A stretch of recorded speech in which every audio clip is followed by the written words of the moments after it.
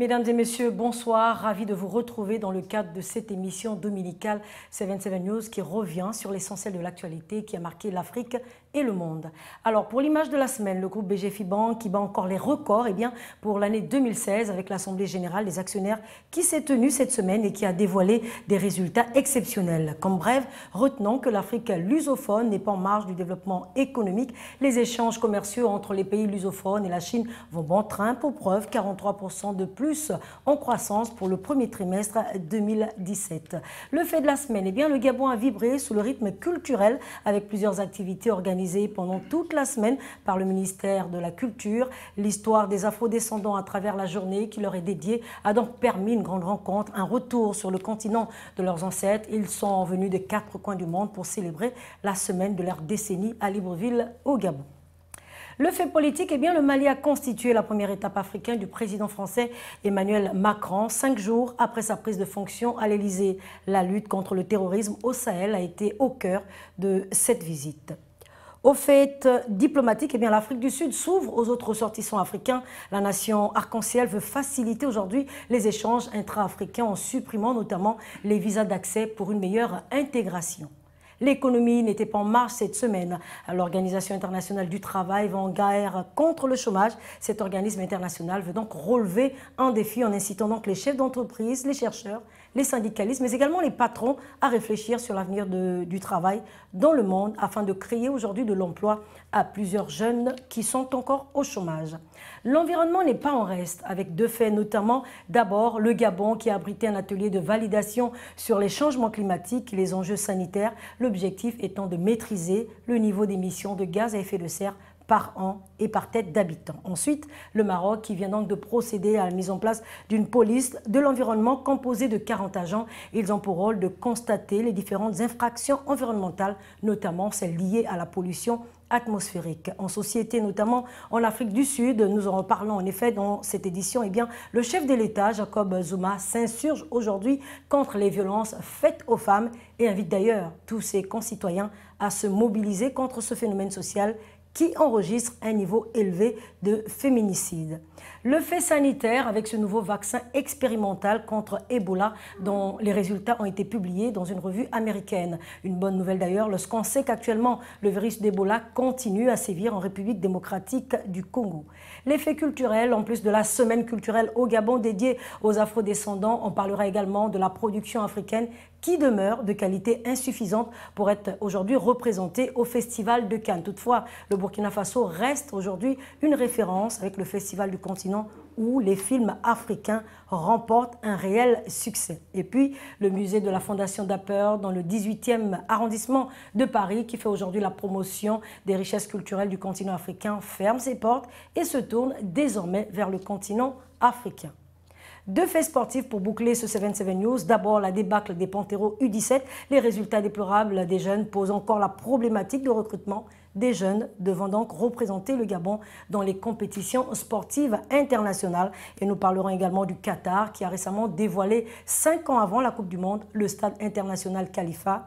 Un joyau architectural, rénovation avec entre autres une technologie de climatisation conçue pour assurer le confort des spectateurs, mais également des joueurs. Voilà donc la quintessence de ce 77 News. Je vous retrouve juste après ces transitions.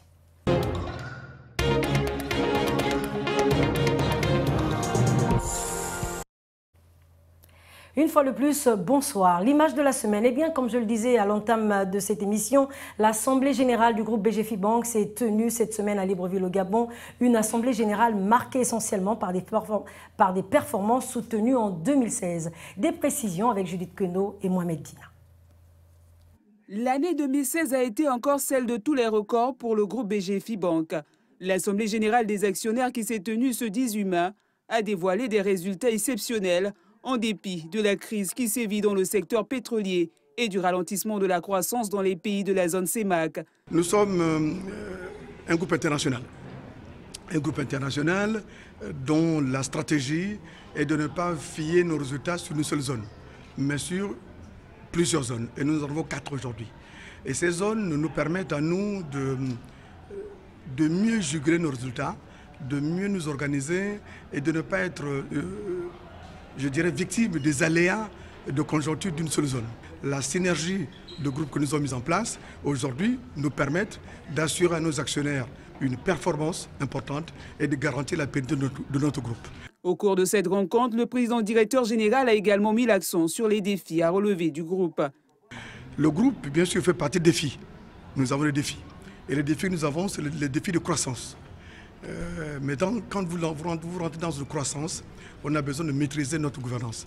On a besoin de maîtriser nos risques, on a besoin de maîtriser le crédit, on a besoin de maîtriser les ressources humaines, parce que nous sommes plus de 2000 personnes. Nous devons maîtriser les ressources humaines pour nous assurer que la rupture de compétences ne se fait pas lorsque nous allons conquérir de nouveaux marchés dans notre stratégie. Voilà, donc c'est une année exceptionnelle, c'est une année intéressante, avec un résultat une fois de plus de 39 milliards de francs CFA. Par la même occasion, l'Assemblée générale a décidé de la distribution d'un dividende de 5 500 francs CFA par action, soit un montant global de plus de 8,5 milliards de francs CFA, en augmentation de 72%. Au regard des performances de l'année 2016, le groupe BGFI Bank a décidé de placer l'année 2017 sous le signe de renforcement. Alors, on revient sur ce plateau. Je ne suis pas seule, je suis accompagnée d'Armstrong Agaya et de Judith Kwendo. Bonsoir à vous. Bonsoir, Patricia. Alors, justement, Judith, vous qui avez couvert cette activité, qu'est-ce qu'on peut dire de la particularité de cette Assemblée générale de BGFI pour cette année? Oui, Patricia, il faut dire que cette année, l'Assemblée générale du groupe BGFI Bank a été marquée par de bonnes performances. Au cours de la rencontre avec les actionnaires, M. Henri-Claude Oima, président directeur général du groupe, a présenté aux actionnaires les résultats de l'exercice 2016, marqués par de bonnes performances, comme je le disais, avec un résultat net consolidé de 39 milliards de francs CFA en progression de 30% par rapport au précédent exercice, reflétant ainsi le bon niveau, Patricia, de rentabilité du groupe.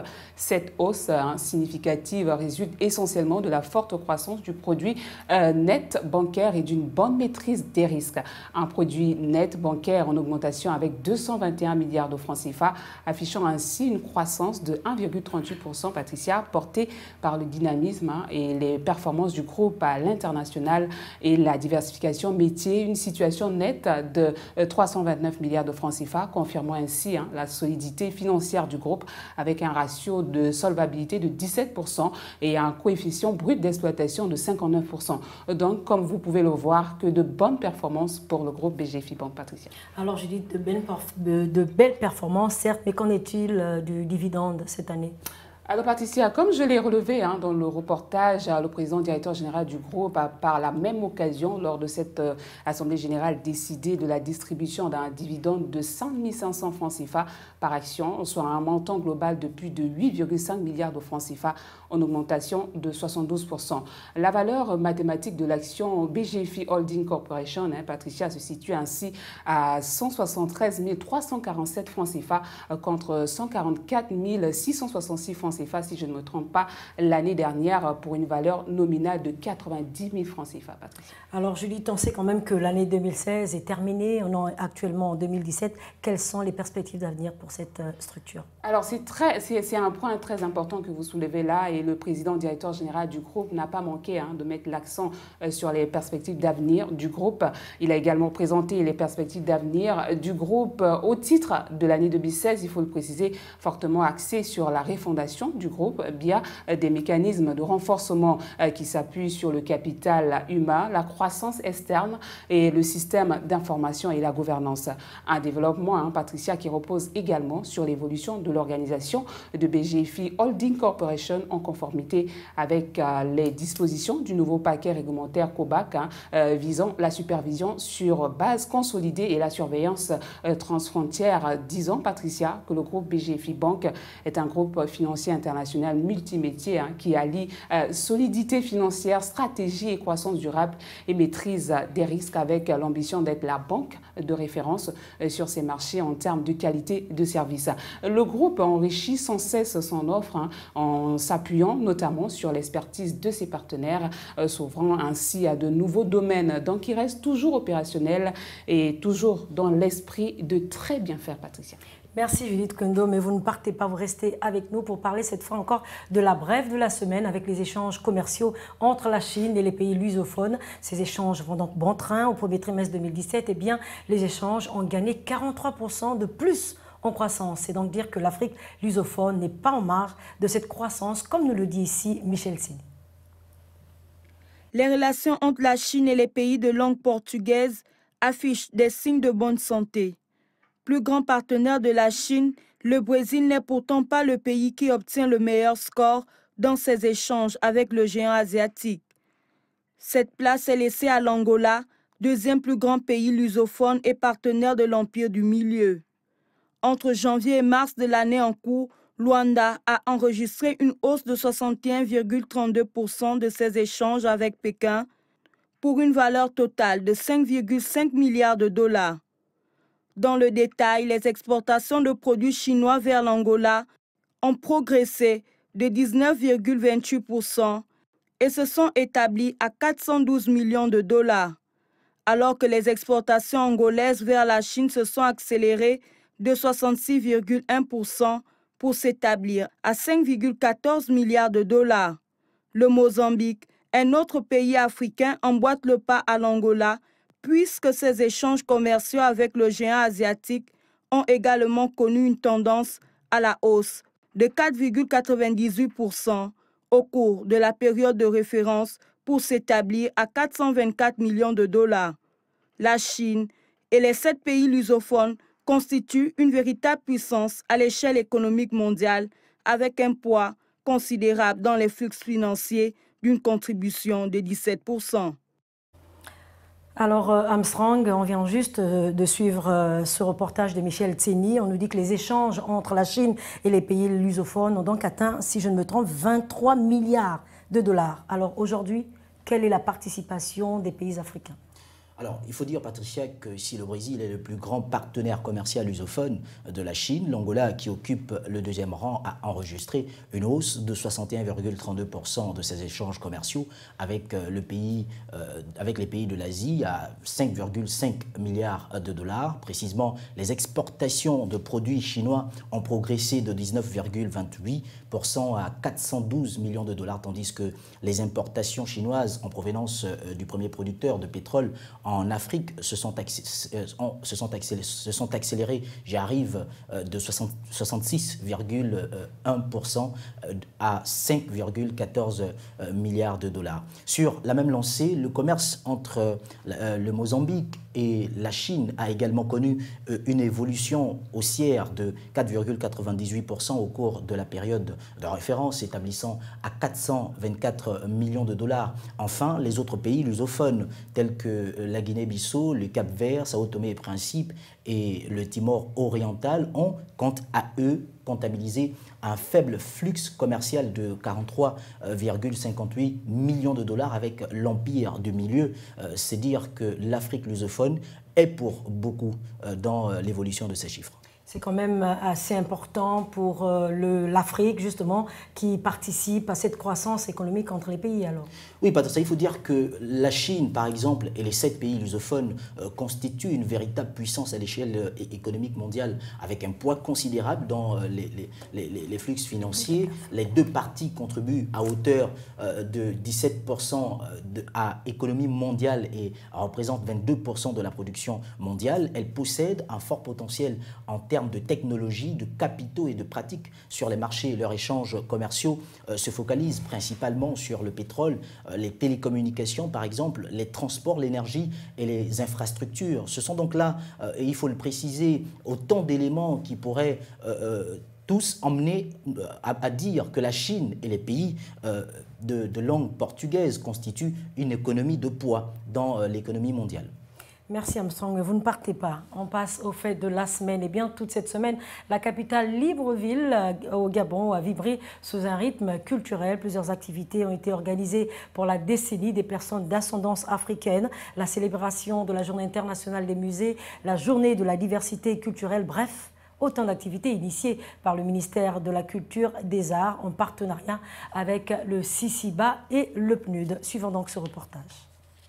Le Gabon, qui abrite cet événement de taille, est ainsi le premier pays à s'approprier de l'histoire des Afro-descendants. Ce moment important appartient à l'humanité et constitue une occasion de mieux appréhender l'histoire du continent.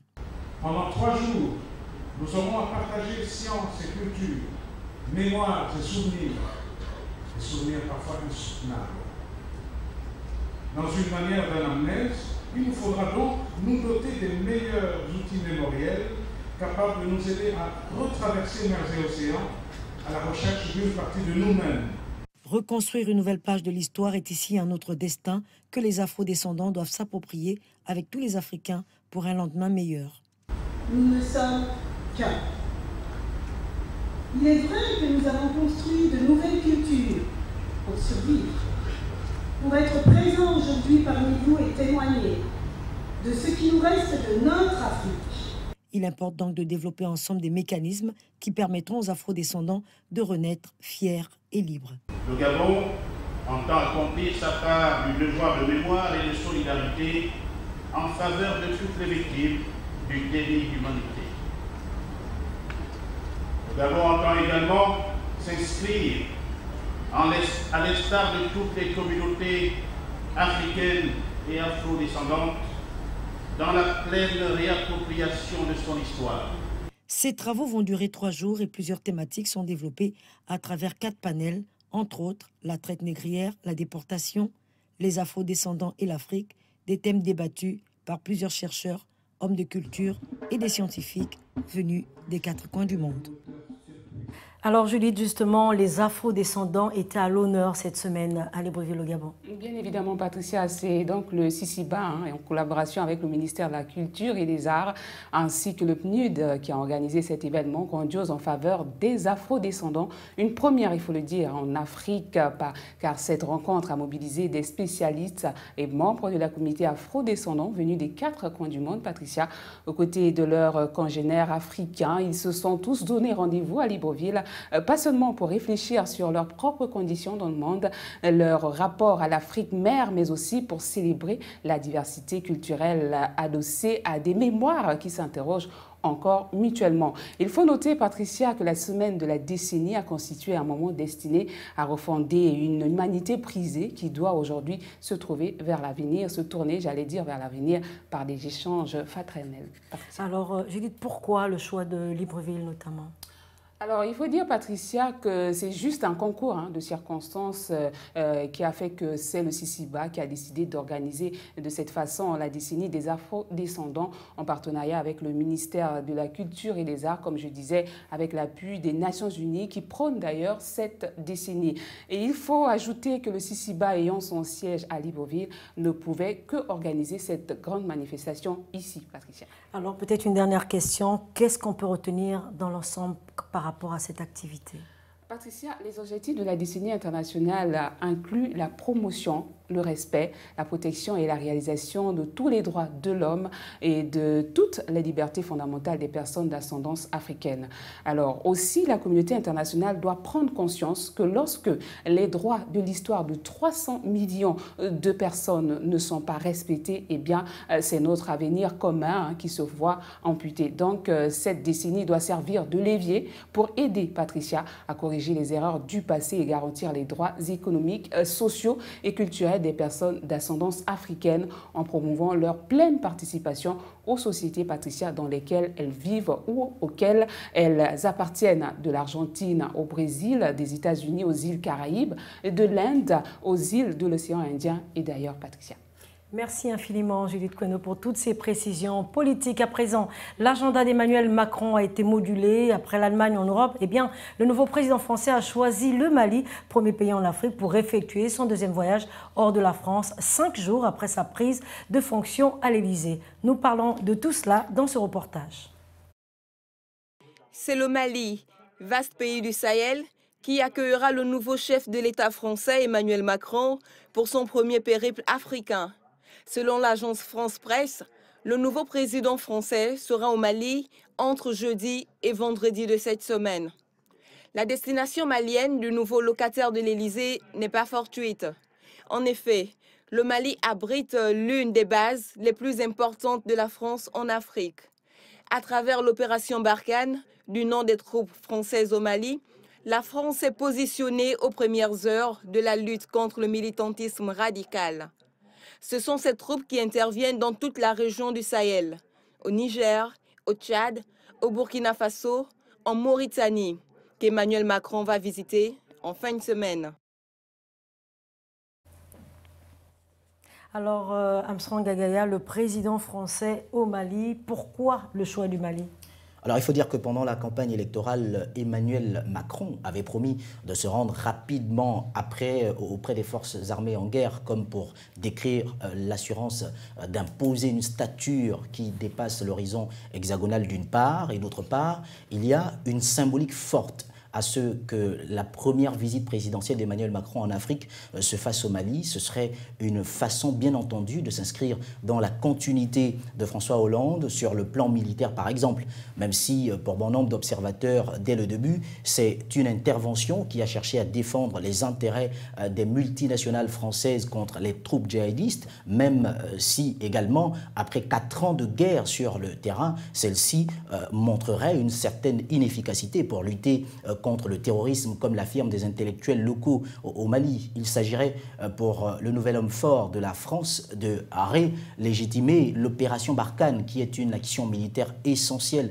pour préserver les intérêts économiques d'entreprises comme Total, Orange et la BNP, par exemple. Ensuite, il faut ajouter que c'est à Gao l'étape phare de ce séjour, car c'est là que se trouve la plus importante base militaire de l'opération Barkhane dans le septentrion malien. On parle de plus de 4000 soldats sur 5 pays du Sahel, et aujourd'hui, cette mission n'est pas prête de stopper ces opérations, étant donné que les djihadistes sont toujours présents dans le pays, et donc on peut le dire sans risque de se tromper, qu'Emmanuel Macron avait pour impératif rencontrer ses troupes et se présenter en chef des armées, et pourquoi pas faire tout simplement comme son prédécesseur, qui a eu une guerre par an minimum, parce que c'est un chiffre assez lourd tout au long du dernier quinquennat, en incarnant d'ailleurs ce statut de président chef de guerre.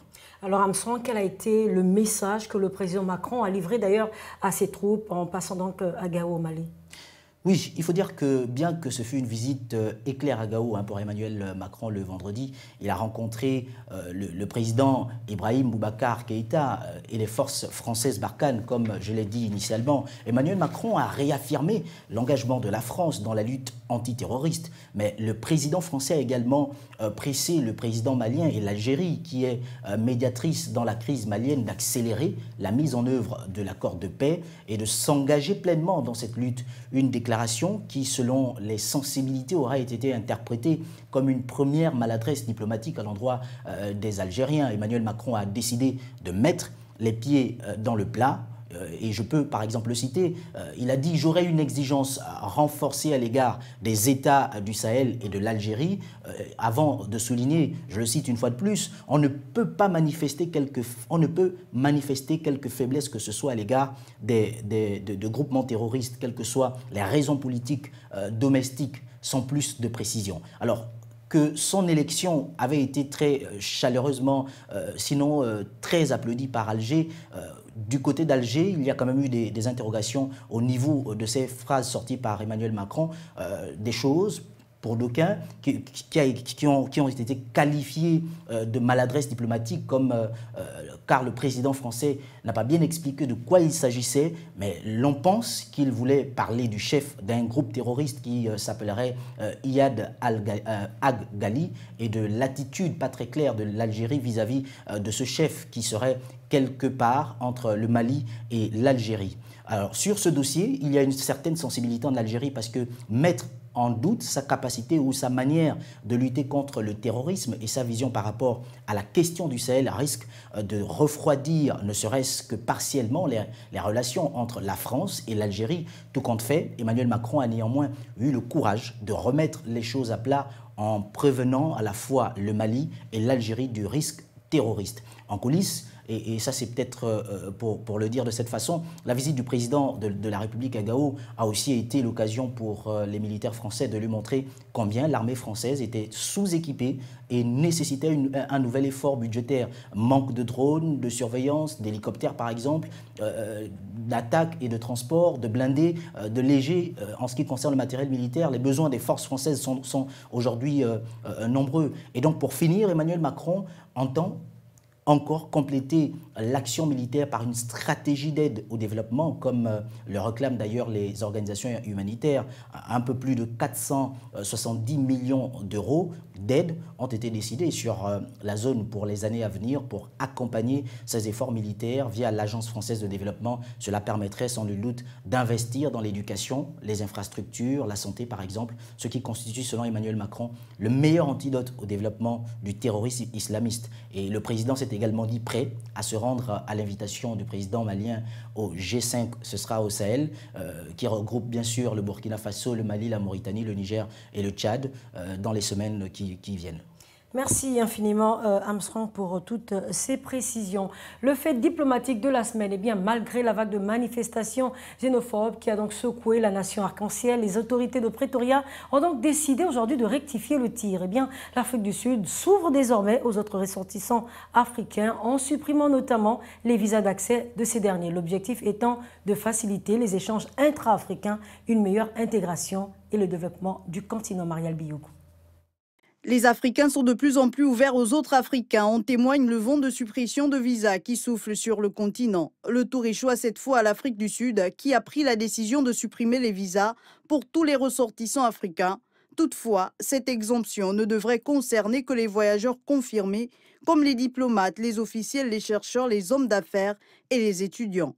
Le pays de Jacob Zuma voudrait, selon bon nombre d'observateurs, laver son image par rapport à la vague de manifestations qualifiées de xénophobes où plusieurs ressortissants étrangers avaient vu leurs maisons et commerces partir en fumée. L'objectif de cette suppression de visas étant d'accueillir un maximum de migrants qualifiés originaires de toute l'Afrique pour combler l'important déficit en main-d'œuvre auquel le pays est confronté du fait de la fuite des cerveaux. Le gouvernement sud-africain s'inscrit donc dans les recommandations de l'agenda 2063 de l'Union africaine, défendu par l'ancienne présidente de la commission de l'UA, Nkosazana Dlamini-Zuma. Pour l'organisation panafricaine, les États membres devraient lever l'obligation de visa d'ici à 2018. Alors bonsoir Marielle. Bonsoir Patricia. Justement, ce sujet, on vient de le suivre ensemble, l'Afrique du Sud. On voit aujourd'hui le pas à d'autres pays africains.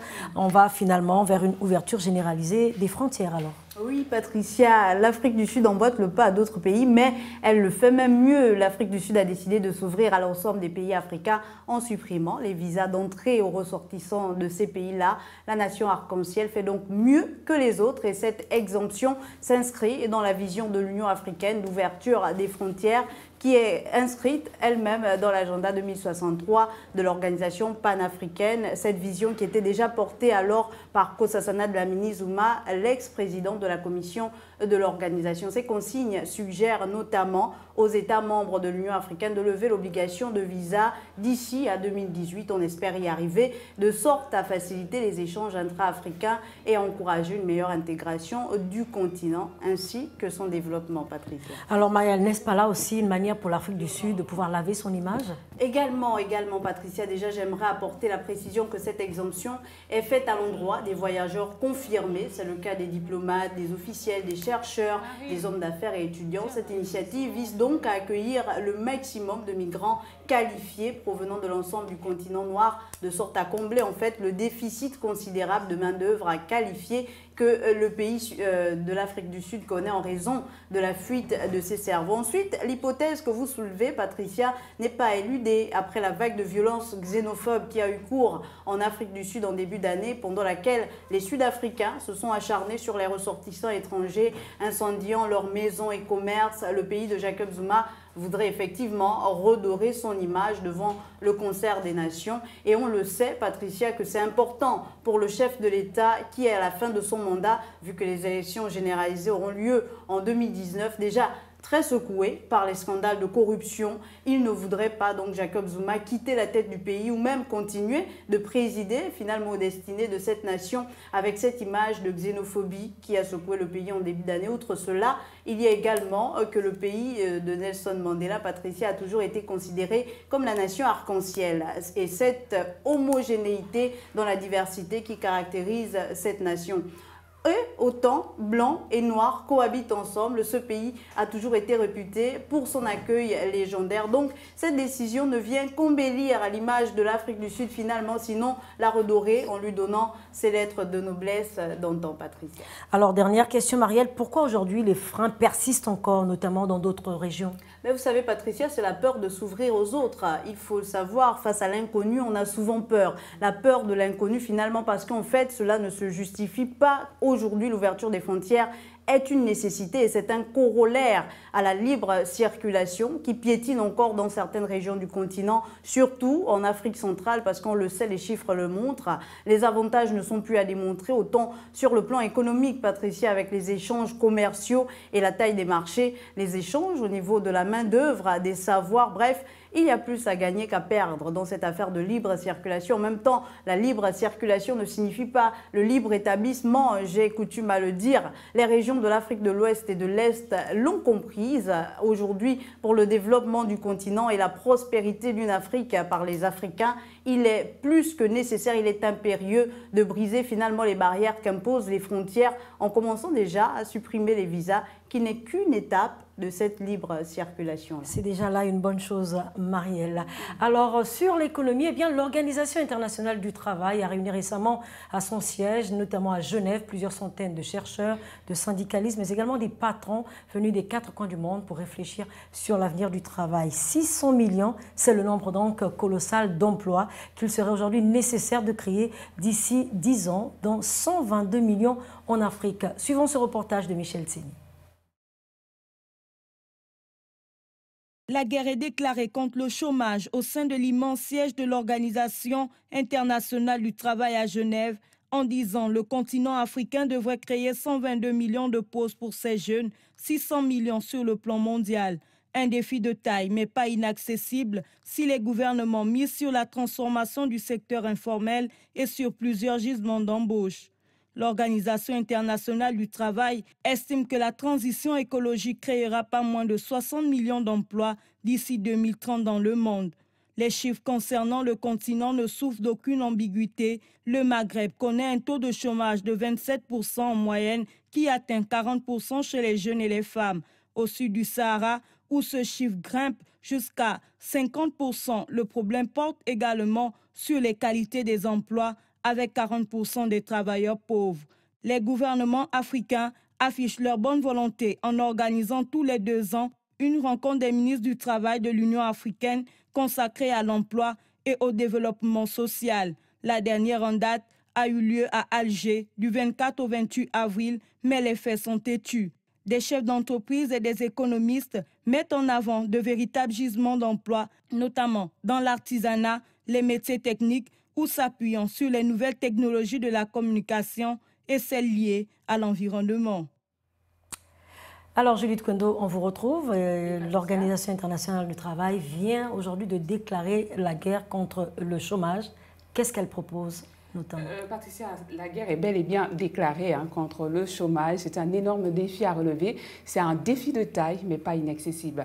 Selon l'Organisation internationale du travail, si les gouvernements misent sur la transformation du secteur informel et si plusieurs gisements d'embauche, cela pourrait se faire. L'agence onusienne a d'ailleurs déjà commencé à mettre en place des stratégies pour y arriver. Récemment, elle a réuni plusieurs centaines de chercheurs, syndicalistes également et patrons des 4 coins du monde pour réfléchir sur l'avenir du travail, à la fin redoutée de la protection sociale et de l'avènement des robots. Et comme il a été relevé dans le reportage, 600 millions, c'est le nombre colossal d'emplois qu'il serait nécessaire de créer d'ici à 10 ans, dont 122 millions en Afrique. C'est énorme pour absorber l'afflux de jeunes qui entreront sur le marché du travail. Patricia.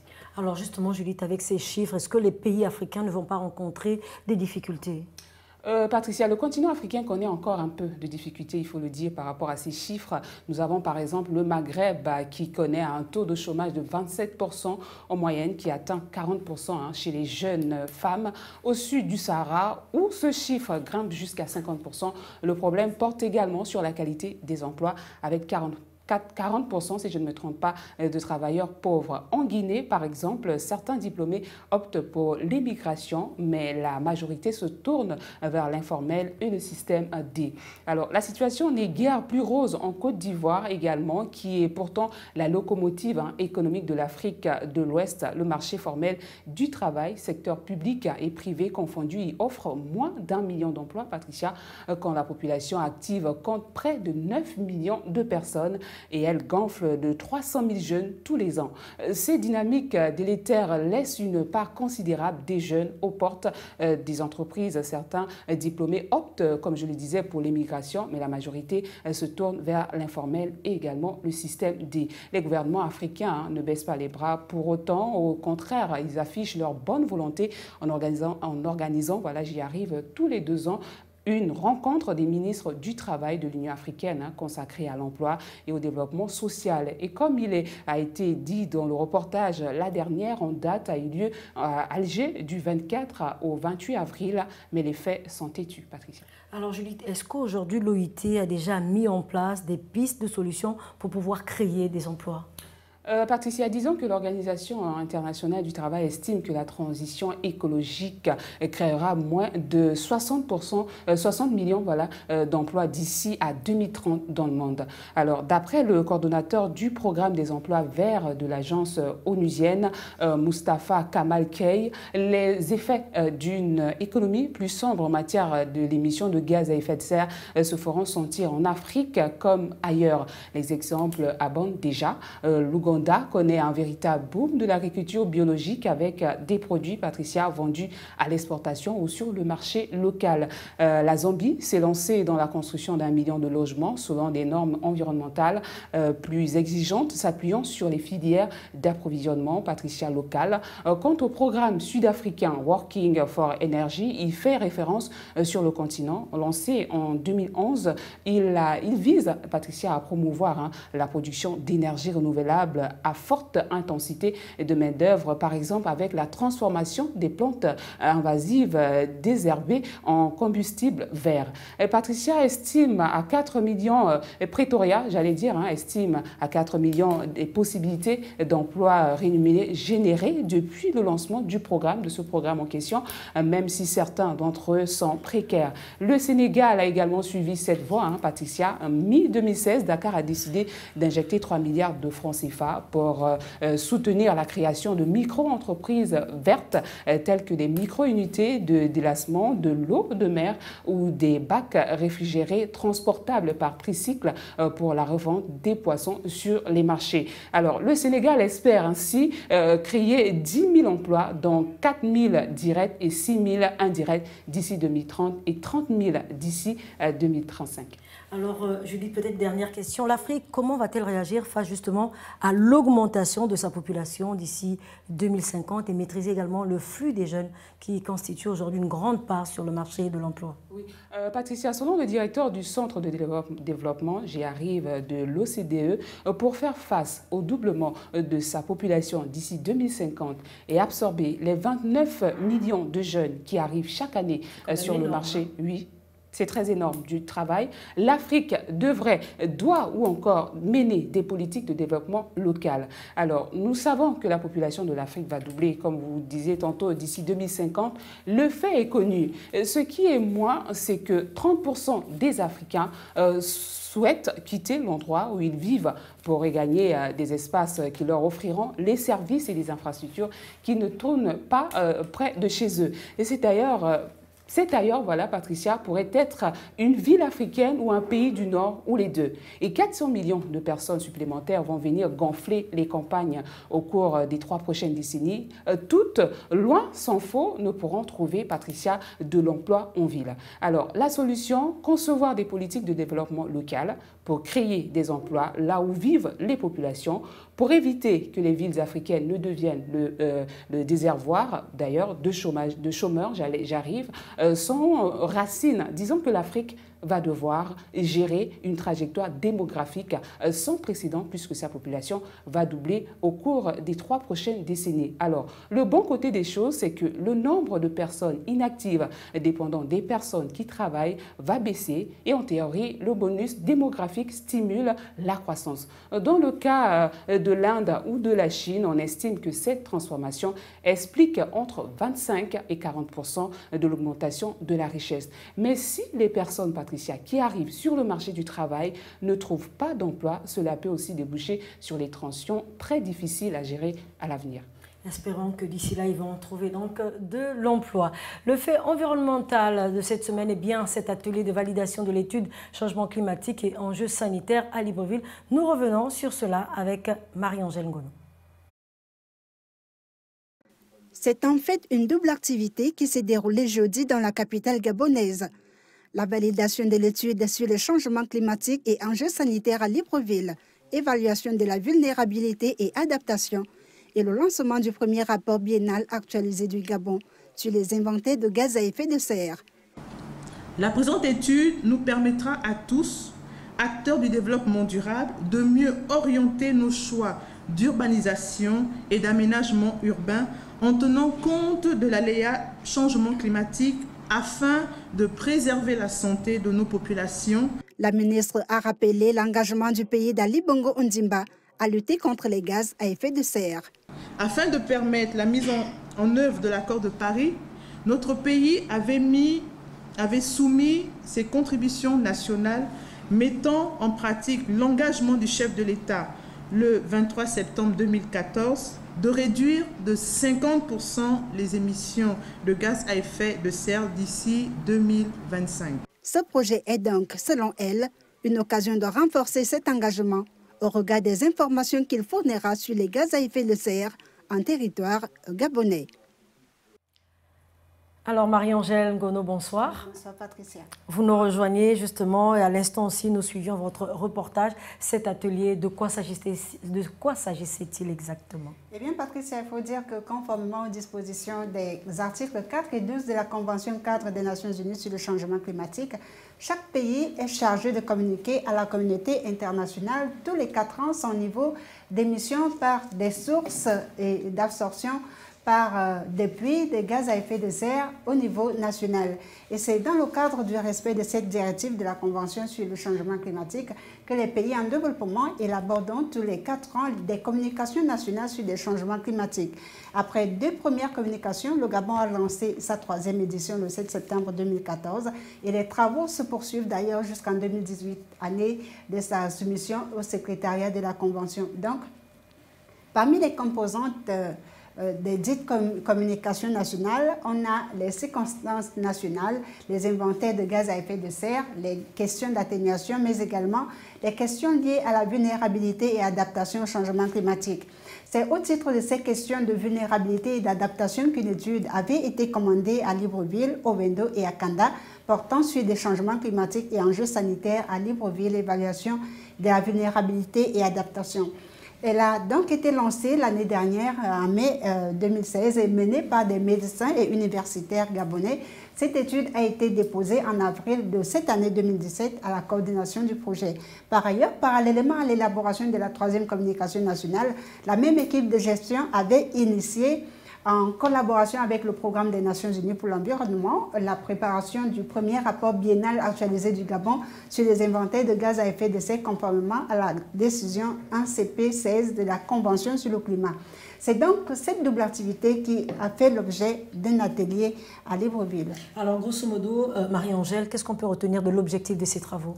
Il faut dire que l'objectif de ces travaux est, comme l'a indiqué la ministre de l'Environnement, Estelle Londo, de permettre aux acteurs du développement durable et aux décideurs de mieux orienter leurs choix d'urbanisation et d'aménagement urbain en tenant compte, bien sûr, des aléas climatiques afin de préserver la santé des populations. Et c'est également un outil d'aide à la décision puisque, au terme de ces travaux scientifiques, les décideurs sont mieux informés sur la qualité et surtout le niveau des émissions de gaz à effet de serre par habitant, mais aussi contribuer au renforcement des capacités nationales, humaines, institutionnelles et technologique. Et comme l'a souligné Rodrigue Aboro-Otogo, expert en droit de l'environnement et coordonnateur des travaux, les décideurs gabonais seront mieux informés et à même de mieux défendre les politiques nationales auprès des instances internationales, notamment l'ONU. Et ce projet est aussi une occasion de renforcer l'engagement du Gabon vis-à-vis des Nations Unies, puisque le pays d'Ali Bongo a soumis ses contributions nationales avec l'engagement de réduire ses émissions de gaz à effet de serre d'ici de 50% d'ici à 2025. C'était d'ailleurs le premier pays africain à soumettre ses engagements. Alors, Marie-Angèle, on sait que le Gabon a déjà ratifié justement l'accord de Paris. C'est donc dire aujourd'hui sa détermination justement à lutter contre les gaz à effet de serre. Alors. Le Gabon a effectivement ratifié l'accord de Paris à l'instar de plusieurs pays africains qui veulent vraiment voir cet accord appliqué et ses dispositions mises en œuvre. Ali Bongo Ndimba, qui est dans le chef de l'État gabonais, avait promulgué le 25 octobre 2016 la loi autorisant la ratification de l'accord de Paris signé à New York aux États-Unis. Et le chef de la diplomatie gabonaise de l'époque, qui était donc Pacome Mobele Boubeya, avait réitéré la volonté des États les plus vulnérables, notamment africains, à obtenir un véritable appui pour endiguer l'impact du réchauffement climatique sur l'environnement et sur le quotidien des populations. Il faut dire qu'à ce jour, 145 États et l'Union européenne ont déjà ratifié cet accord qui est entré en vigueur en novembre 2016. Alors, nous restons toujours dans le cadre de l'environnement. Marie-Angèle, vous ne partez pas. Eh bien, nous allons au Maroc. Cette fois, le pays vient de se doter d'une police de l'environnement. Cette première unité de police de l'environnement aura pour mission de lutter efficacement contre les infractions environnementales. Suivons ce reportage. Pionnier dans la protection de l'environnement avec la promotion des énergies renouvelables, le Maroc vient de mettre en place une police de l'environnement. Cette première promotion est composée de 40 agents. Spécifiquement formés, ces policiers verts sont chargés d'effectuer des contrôles dans les décharges, les stations d'épuration des eaux usées, ainsi que dans le transport des déchets dangereux. Pour mieux remplir leur mission, les agents de l'environnement ont été équipés de véhicules de couleur noire et verte, estampillés en arabe et en français, police de l'environnement. Ils travaillent en collaboration avec la police, la gendarmerie et le ministère de la Justice pour constater les différentes infractions environnementales, notamment celles liées à la pollution atmosphérique, procéder aux études d'impact avant la réalisation des projets ou encore de s'assurer de leur conformité avec les normes en vigueur. Le Royaume chérifien a accueilli en novembre 2016 la COP22, la 22e conférence de l'ONU sur le climat, et veut être l'un des pays les plus avancés en matière de protection de l'environnement et de développement durable. Il a donc adopté plusieurs mesures dans ce sens, entre autres l'opération Zéro Mica, qui a permis l'abolition des sacs plastiques en vigueur dans le Royaume depuis juillet 2016. Alors, Marie-Angèle, aujourd'hui, cette police de l'environnement au niveau du Maroc, quelle est sa mission principale? Le Maroc qui a mis en place sa première unité de police de l'environnement, il faut dire que c'est une première promotion des inspecteurs de police de l'environnement qui est composée de 40 membres, comme vous l'avez indiqué tout à l'heure. Et ces inspecteurs procéderont donc à des contrôles dans les décharges, les stations d'épuration des eaux usées, ainsi que dans le transport des déchets dangereux. En collaboration donc avec la police, la gendarmerie et le ministère de la Justice, ces policiers verts vont constater les différentes infractions environnementales, notamment celles liées à la pollution atmosphérique. Ils vont également procéder aux études d'impact environnemental avant la réalisation des projets et ils vont s'assurer de leur conformité avec les lois en vigueur. Alors peut-être une petite question, simple soit-elle, pourquoi aujourd'hui mettre en place une police de l'environnement? Il faut dire que le Royaume chérifien, Patricia, qui a d'ailleurs accueilli en novembre 2016 la conférence internationale sur le climat COP22, se veut l'un des pays les plus avancés en matière de protection de l'environnement et de développement durable. Le pays dispose donc déjà de l'un des plus importants parcs solaires du continent. Il s'agit de la centrale solaire de Ouarzazate. Le roi Mohamed VI a d'ailleurs lancé en avril dernier les travaux de la 4e et dernière phase de cette centrale solaire. Et ce chantier titanesque lancé en 2016 ambitionne de devenir le plus grand parc thermosolaire du monde d'ici un an. Il s'étend sur 3000 hectares avec une capacité de production électrique de plus de 500 MW. Il faut dire que la centrale Nour, qui signifie lumière en arabe, fait partie d'un vaste plan marocain dédié aux énergies renouvelables qui prévoit à l'horizon 2020 de produire plus de 40% de l'électricité du royaume à partir justement des énergies propres. Merci infiniment, Marie-Angèle, vous qui êtes le docteur, s'il faut l'appeler ainsi, environnemental de Canal 7. Le fait de société, nous repartons en Afrique du Sud. Eh bien, le chef de l'État a invité le pays à se mobiliser contre les violences domestiques faites aux femmes par leurs conjoints. Le pays est tristement célèbre pour son niveau malheureusement élevé de féminicide. Ce dernier compte rendu dans ce reportage de Michel Tseni. Chaque 8 heures, une femme décède des mains de son conjoint ou de son partenaire en Afrique du Sud. Les plus hautes autorités du pays ont appelé chaque citoyen à se mobiliser contre le phénomène de la féminicide. Récemment, plusieurs centaines de personnes ont assisté à une cérémonie en hommage à Karabo Mokoena, une jeune femme de 22 ans devenue le symbole de la violence contre les femmes. Cette dernière a été tuée par son petit ami qui par la suite a tenté de brûler son corps avant de l'enterrer. Pas plus tard que le week-end dernier, 4 femmes ont été retrouvées mortes, abandonnées sur les terrains vagues de Soweto. Ces meurtres ont mis en exergue une triste réalité. Plus de 1000 femmes décèdent chaque année des mains de leurs conjoints ou petits amis. Punir les auteurs de violences est une chose, mais il faut aussi venir en aide à leurs victimes. C'est le message qu'a voulu passer la Commission pour l'égalité sud-africaine. Des campagnes de sensibilisation sont habituellement organisées contre les violences faites aux femmes et aux enfants. Le centre Ikaya Letamba est l'un des centres qui accueille et conseille les femmes en détresse. Ces structures facilitent l'assistance et le conseil aux victimes et permettent une investigation plus efficace de la... Alors, par rapport à ce reportage, justement, Michel Tseni vient de nous rejoindre. Bonsoir, Michel. Bonsoir, Patricia. Alors, aujourd'hui, est-ce qu'on peut affirmer que le meurtre de Karabo Mokoena est bel et bien la goutte d'eau qui a fait déborder le vase en Afrique du Sud? Eh bien, il faut dire que le meurtre de Karabo Mokoena, une jeune fille de 22 ans, est le détonateur d'une vague d'émotions dans le pays. Et cela a d'ailleurs suscité un vif débat sur les réseaux sociaux. La jeune fille aurait été abusée et maltraitée par son petit ami qui a fini par la tuer. Son corps a été retrouvé carbonisé le 29 avril dernier. Et donc ce samedi 20 mai à Pretoria, une marche solidaire d'environ 2000 personnes emmenées par des hommes était organisée en soutien aux victimes avec ce mot d'ordre, hashtag pas en mon nom. Après une série d'attaques très violentes contre plusieurs femmes et enfants à travers l'Afrique du Sud, les hommes sont appelés à sortir du silence et agir pour défendre les plus vulnérables. Et donc, il y a quelques jours, le président Jacob Zuma s'est inquiété de cette grave crise qui sévit le pays actuellement. D'ailleurs, le chef de l'État sud-africain s'est rendu au domicile des parents d'une fillette de 3 ans tuée et violée dans la province du Cap pour dénoncer ce phénomène. Une démarche soutenue par l'ensemble de la classe politique sud-africaine, que ce soit des personnes issues du pouvoir ou de l'opposition. Et donc, le Congrès national africain au pouvoir, l'ANC, a qualifié ces actes d'insensés et barbares. Alors aujourd'hui, Michel, est-ce que l'Afrique du Sud peut arriver finalement au bout ou encore à bout à lutter effectivement contre ce phénomène? Il est bien, Patricia, de revenir déjà sur cette marche de plusieurs centaines de personnes derrière une femme symboliquement vêtue de blanc qui s'est tenue ce samedi à Pretoria pour dénoncer ce fléau.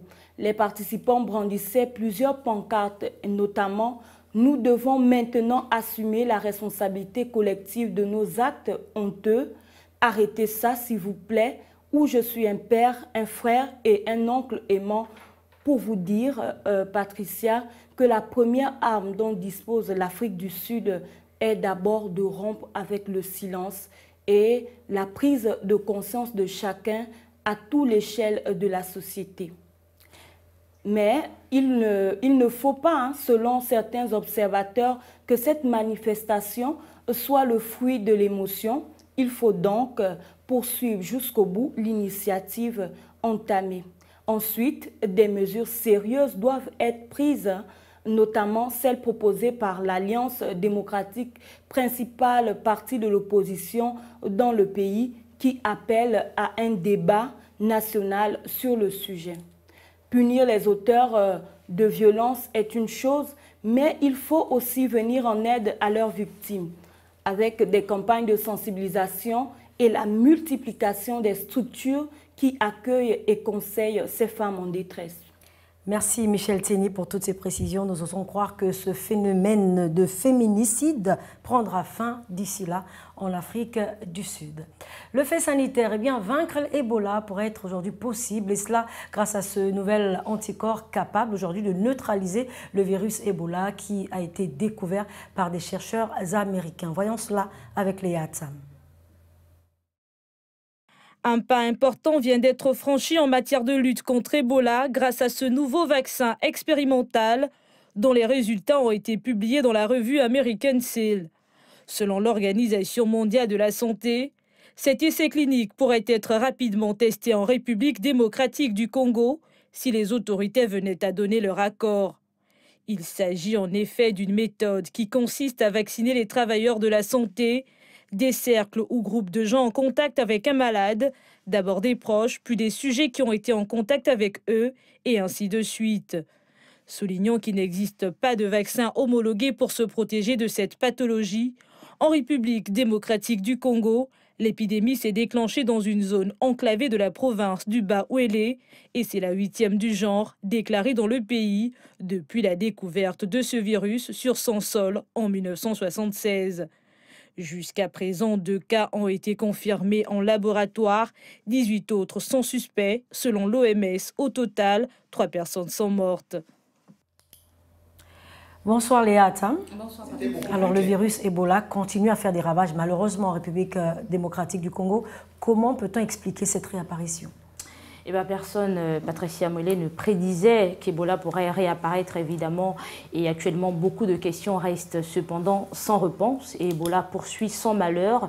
Mais il faut que ça s'arrête. C'est vrai que l'Afrique souffre d'un système de santé défaillant, voire même inefficace.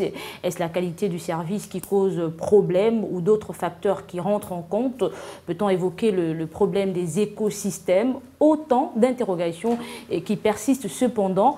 Néanmoins, la région où Ebola a fait sa réapparition, cette 8e fois, il faut le souligner, en République démocratique, c'est dans une zone enclavée de la province du Bas-Ouélé où l'acheminement des médicaments est très difficile et l'Organisation mondiale de la santé, donc l'OMS, l'a d'ailleurs reconnu, car l'acheminement du matériel, des médicaments et des équipements dans cette zone relève d'un véritable défi.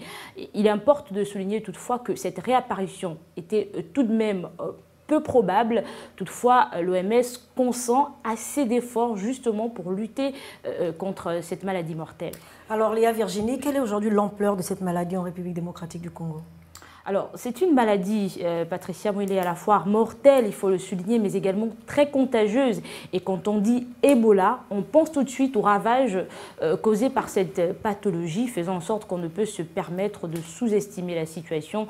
C'est vrai qu'actuellement, la nouvelle épidémie, donc cette nouvelle réapparition en RDC, a fait jusqu'aujourd'hui 3 morts, mais elle a réussi à mettre à mal plusieurs économies et bien plus en Afrique de l'Ouest. On se souvient notamment en Guinée, en Sierra Leone, au Libéria, où elle a causé la mort de plus de 15 000 personnes. Mais l'espoir, c'est aujourd'hui d'avoir des médicaments ou des vaccins, car la propagation de cette maladie est exponentielle, donc ça va très vite et cette situation inquiète les acteurs sanitaires du Congo qui, et c'est à féliciter d'ailleurs, ont mis en place des mesures de riposte contre la maladie, mais un virus aussi mortel, on attend beaucoup plus. Alors Léa, peut-être une dernière question avant de nous séparer. Ce nouveau virus, est-ce que c'est quand même un espoir pour ces populations de la République démocratique du Congo? Est-ce qu'on va réussir cette fois à contrôler cette maladie?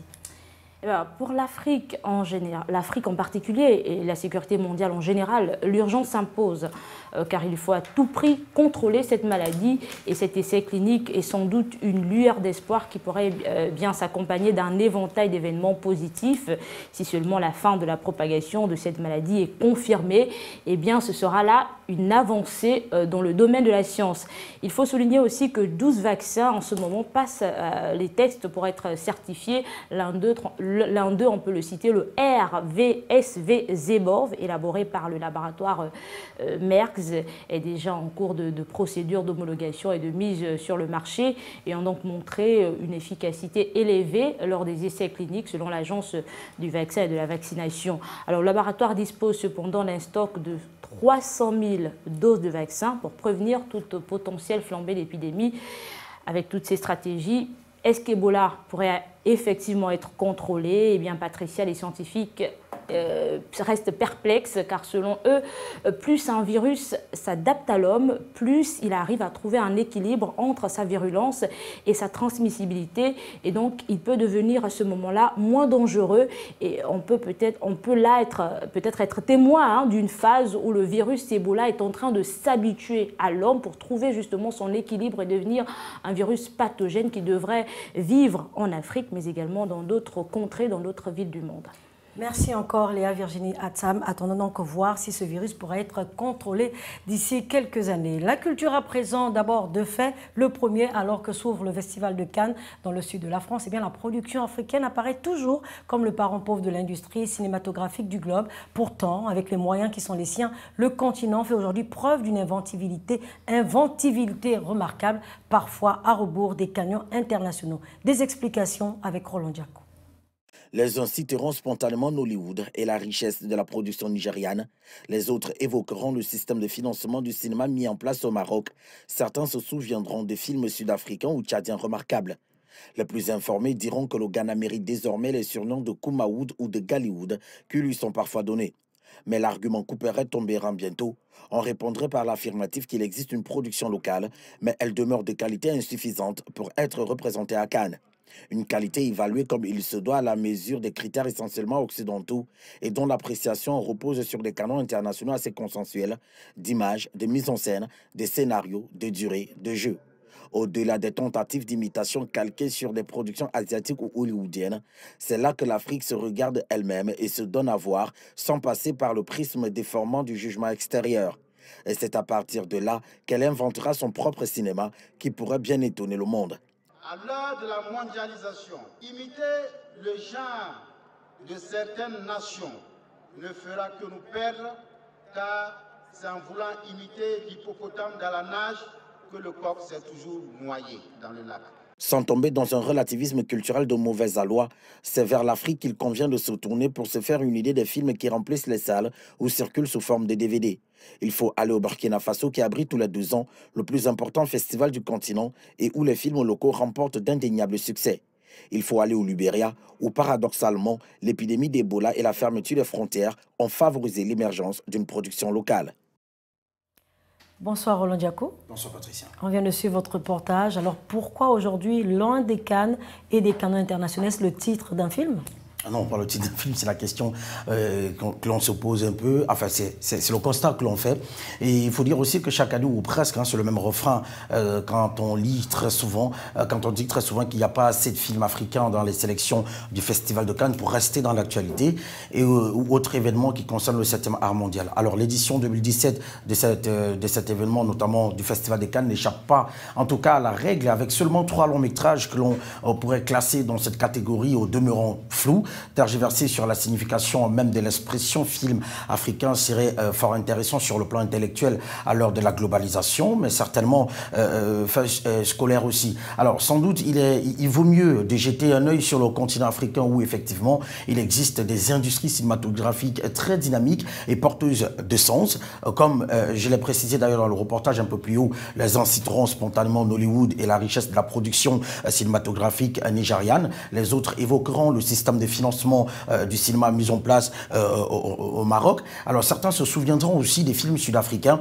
ou tchadiens remarquables qui ont été produits durant plusieurs années. Alors les plus informés diront que le Ghana mérite désormais le surnom de Kumawood ou encore de Gallywood qui lui sont parfois donnés, mais l'argument couperet tombera très bientôt, Patricia. Alors est-ce qu'il y a aujourd'hui des festivals qui valorisent le cinéma africain ? Bah oui, du Sahara au Grand Lac, Patricia, il faut dire que du Sahara au Grand Lac, des côtes atlantiques à l'océan Indien, plus de 30 festivals des cinémas ont lieu chaque année sur le continent africain, reflétant la diversité des productions et des talents. On peut citer comme ça le Festival international du film de Marrakech qui décerne l'Étoile d'Or. On peut parler des journées cinématographiques de Carthage qui décerne le Tani d'Or, le Festival international du film du Quai qui décerne la Pyramide d'Or, le Festival panafricain du cinéma et de la télévision de Ouagadougou, en abrégé FESPACO, qui lui décerne le Talon d'Or, le Festival du film de Zanzibar, qui décerne le Deu d'Or, le Festival international du film documentaire Rencontre sud-africaine du Cap qui décerne le prix du public, le Festival Écran Noir de Yaoundé qui décerne l'écran d'or, pardon, et on a le Kifilma des Libreville qui décerne l'Ibogador et bien d'autres encore. Donc il faut dire, Patricia, qu'il y a plusieurs festivals qui valorisent non seulement le cinéma africain, mais aussi qui révèlent des talents chaque année. Donc il faut dire que le Festival de Cannes, c'est un festival important pour le 7e art à travers le monde, mais il faut aussi dire qu'à ce niveau, il y a quand même un côté beaucoup plus créatif des acteurs ou encore des cinéastes africains. Donc ces festivals qui sont créés chaque année valorisent le savoir-faire africain et les nouveaux talents, comme je l'ai dit. Mais alors, il faut dire que le Festival de Cannes n'est pas un moindre festival. C'est un festival qui globalise le 7e art mondial. Donc il faudrait que davantage qu'on puisse avoir des cinémas africains qui sont représentés à cet événement parce qu'il y a des créations qui se font chaque année sur le continent. On voit bien que le Nigeria représente valablement le continent africain en matière de production cinématographique. On voit le Ghana. En plus du Ghana, il y a d'autres pays francophones qui font vraiment des très bonnes productions et qui mériteraient d'avoir leur place dans le cinéma ou encore au Festival de Cannes. Alors, on a une dernière question avant de nous séparer. Bon, peut-être pas nous séparer, mais le temps de prendre peut-être le deuxième fait. Oui. Est-ce qu'aujourd'hui, il existe une production africaine assez compétitive sur le continent ? Ben voilà, on reprendrait par l'affirmative, Patricia, qu'il existe une production locale, mais elle demeure de qualité insuffisante pour être représentée à Cannes, une qualité évaluée comme il se doit à la mesure des critères essentiellement occidentaux et dont l'appréciation repose sur des canons internationaux assez consensuels d'image, de mise en scène, de scénario, de durée, de couleurs, de jeu. Alors il faut dire aussi qu'au-delà des tentatives d'imitation calquées sur les productions asiatiques ou hollywoodiennes, c'est là que l'Afrique se regarde elle-même et se donne à voir sans passer par le prisme déformant du jugement extérieur. C'est à partir de là, Patricia, qu'elle inventera son propre cinéma qui serait plus intéressant, qui pourrait bien étonner le monde, pardon. Alors, ce qui serait plus intéressant, ce serait le fait que le continent ne copie pas et reste très original. Toute la différence fera le buzz du 7e art africain. Parce qu'il faut voir que les histoires qui sont racontées dans les films africains sont des histoires qui sortent du commun des autres films qu'on voit, que ce soit à Hollywood ou encore du côté de l'Inde, qui est la deuxième production cinématographique mondiale. Donc il faut dire que ces gars, les Africains, ils doivent rester originaux parce que les histoires qui sont racontées sont nos histoires et ce sont des films qui sont faits par des Africains, pour des Africains d'abord avant d'être pour le reste du monde. Donc, et même, il faut dire que le ministre burkinabé de la culture l'a d'ailleurs précisé lors du dernier FESPACO que ce serait vraiment avantageux pour le continent africain de ne pas calquer ce qui se passe du côté de l'Occident, même si la mondialisation voudrait nous pousser un peu dans ce sens-là, mais il va falloir qu'on reste très africain dans nos films, dans nos productions. Alors Roland, le deuxième fait justement, victime de charges trop lourdes, eh bien le musée de la Fondation Dayper, situé dans le 16e arrondissement de Paris, va aujourd'hui malheureusement fermer ses portes le 18 juin pour se concentrer notamment sur ses activités hors des murs. La Fondation Dayper, qui gère donc le musée, va se réorienter vers le continent africain, suivant ce reportage. Cette institution, qui avait pour vocation de faire découvrir les richesses culturelles du continent africain, installée dans la rue Paul-Valéry, dans le très chic 16e arrondissement de Paris, était bien connue des amateurs d'art africains de la capitale française. Cet espace était dédié aux arts africains subsahariens, caraïbéens, afro-américains et métis d'Europe, d'Amérique latine et de l'océan Indien. On y voyait depuis 2000 des expositions de très bonne qualité, plus de 40 à ce jour, qui mettaient notamment en valeur la collection maison d'objets anciens et lointains. Avec son extraordinaire collection de masques, des statues venues de toute l'Afrique, du Sénégal au Gabon, en passant par la Côte d'Ivoire, le Cameroun, le Bénin et j'en passe, ces séances de cinéma, ces contes pour les plus jeunes, ces spectacles de danse contemporaine, le musée Dayper était devenu une référence. Dans le domaine, celui-ci compte parmi les meilleurs au monde. En outre, l'institution se trouve souvent assortie d'œuvres de plasticiens contemporains noirs ou métis. À partir du 18 juin prochain, ce ne sera plus le cas. La Fondation a choisi de vendre l'ensemble de son espace qui totalise 1800 mètres carrés. Un rez-de-chaussée avec librairie et un sous-sol avec salle de spectacle et café. La fermeture permettra en revanche de poursuivre, voire d'amplifier les actions culturelles menées depuis 2012 hors les murs de la Fondation, notamment au Sénégal et dans les Caraïbes. Début octobre, on se consolera en admirant les œuvres de la collection d'Aper au musée Quai Branly Jacques Chirac à l'occasion d'une exposition sur le Gabon traditionnel. Alors, Roland Diakou, quelles sont aujourd'hui les raisons de cette fermeture brusque, malheureusement, de cette fondation d'Aper? Il faut déjà dire que Patricia, c'est une mauvaise nouvelle pour les amateurs d'art et de culture lointaine. La principale cause des difficultés la principale cause des difficultés de ce musée, qui rend hommage d'ailleurs à un humaniste néerlandais du XVIIe siècle, j'ai nommé Alfred Dapper, tient aux charges générées par son lieu d'exposition ouvert en 2000 dans le 16e arrondissement de Paris et qui va être vendu d'ailleurs. Il faut dire que le musée a également été confronté à la montée en puissance du Quai Branly et plus généralement à la concurrence d'une offre culturelle particulièrement riche à Paris, notamment des expositions centrées sur l'art africain comme celle de la Fondation Louis Vuitton ou de la Villette. Depuis son ouverture, il faut le dire, il y a une trentaine d'années, il avait présenté déjà plus de 40 expositions, mais sa fréquentation a été revue en baisse. Christiane Lovo, qui est l'actuelle directrice du musée, regarde désormais vers le Sénégal et les Caraïbes où des expositions ont déjà été montées il y a de cela plusieurs années également. Pour elle, c'est un nouveau départ. Le lieu était bien connu des amateurs d'art africain à Paris. Le musée, d'ailleurs, a annoncé sa fermeture pour le 18 juin prochain. Comme je le disais, Patricia, c'est une triste nouvelle pour les amateurs d'art parce qu'il faut dire que le musée qui avait été créé il y a de cela 30 ans valorisait la culture africaine, valorisait la beauté de ce que pouvait constituer l'univers culturel africain. Donc, et ça s'est fait pendant plusieurs années, plus de 40 expositions avec des objets d'art exceptionnels. Il faut dire que c'est avec beaucoup de regrets que la direction de ce musée décide de fermer parce que les charges sont trop lourdes. Il faut dire que c'est 1800 mètres carrés quand même qui vont être abandonnés comme ça par les dirigeants du musée d'Aper qui se trouve dans le 16e arrondissement. Donc, il faut dire que la culture africaine doit prendre un peu un coup au niveau de Paris, mais comme elle-même, la directrice l'a précisé, c'est un nouveau regard, c'est une manière de penser autrement et l'Afrique va désormais accueillir ces expositions, peut-être qu'il ne demande aussi que cela.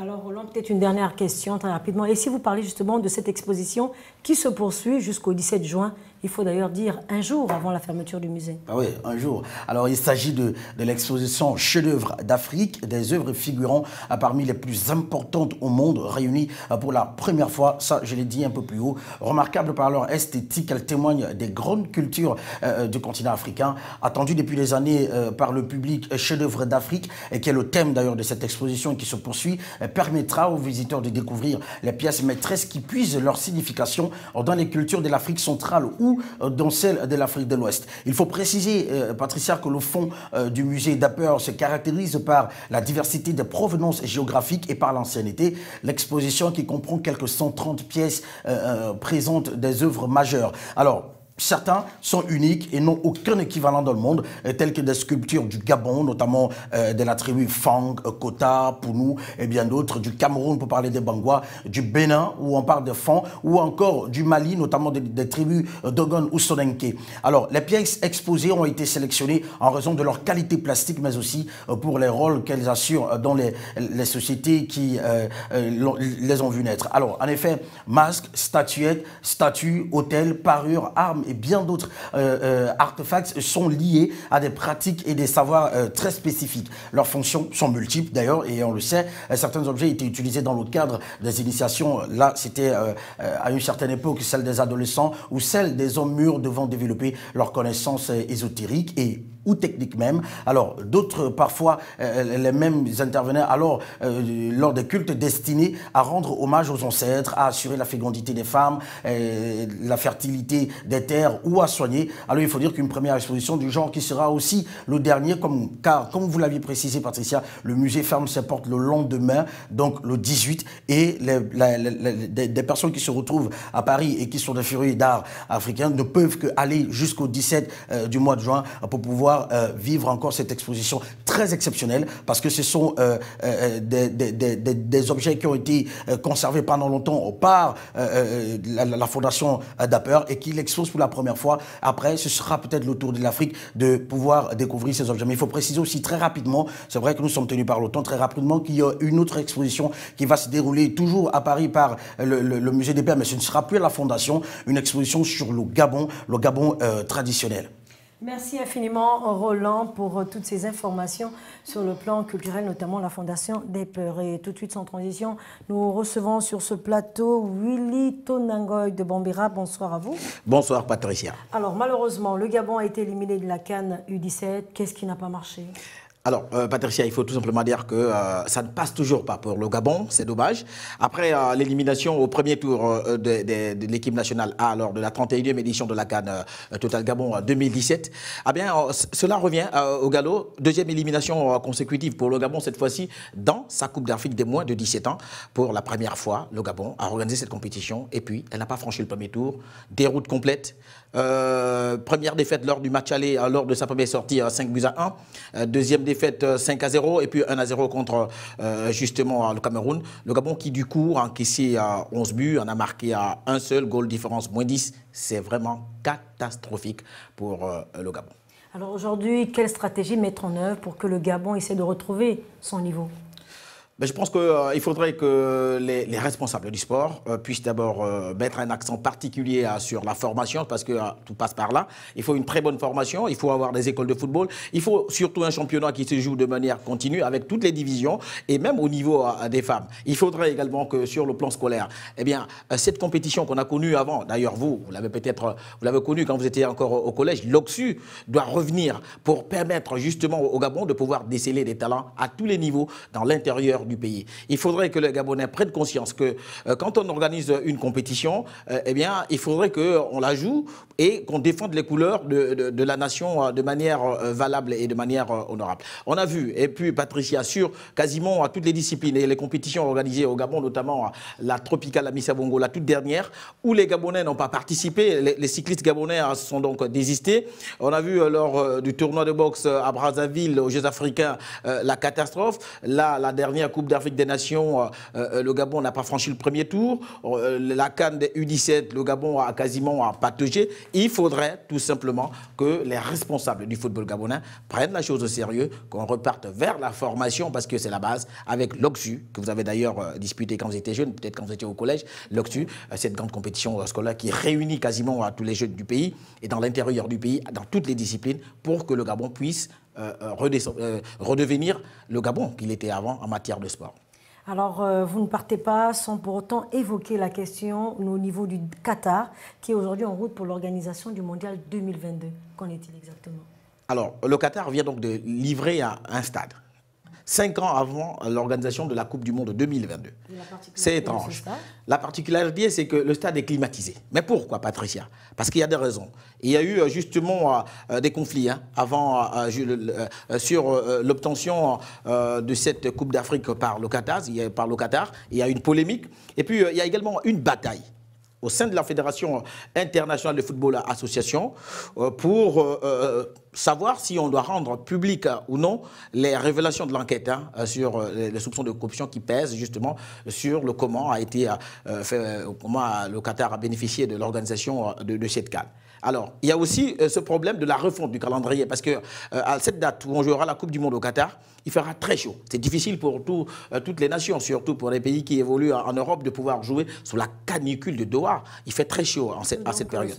Voilà pourquoi ils ont opté pour la construction des stades climatisés. Ils ont livré le premier, c'est justement le stade international Khalifa, 40 000 places, avec, mais vraiment, il faut le dire, tout ce qui s'ensuit.